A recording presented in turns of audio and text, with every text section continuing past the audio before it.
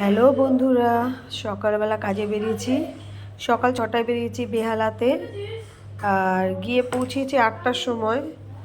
একটু রাস্তা ফাঁকা ছিল, তাড়াতাড়ি চলে গেছি। গিয়ে যাওয়ার আগে একটুখানি চা বিস্কুট খেলাম আর একটু ওষুধ খেলাম, তারপরে বেরিয়ে পড়লাম। রাস্তা ফাঁকা ছিল, 2 ঘন্টায় পৌঁছে গেলাম। গিয়ে এই কমপ্লেক্সে ঢুকলাম।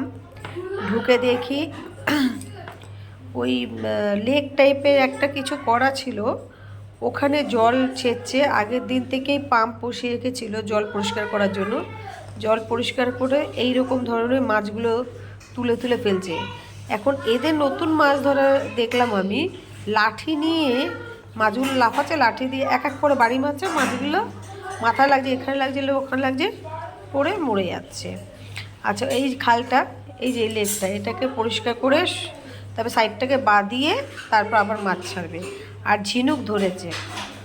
আর ওদের বিয়ে বাড়িতে গিফটে ওনারা এই ধরনের ছোট ছোট করে পার্স লেদারের বানিয়েছে।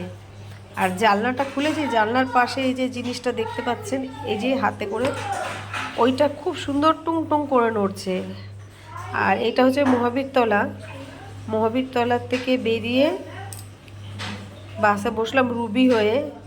আমি অনেক দিন ওই রাস্তায় যাই না, কিন্তু এখন দেখছি এত সুন্দর, কিন্তু রাত্রে তো অতটা বোঝা গেল না। আর পাড়ায় এসে দেখছি সব মেয়েরা পুজো করছে, কিন্তু আমার কপালে আর হলো না।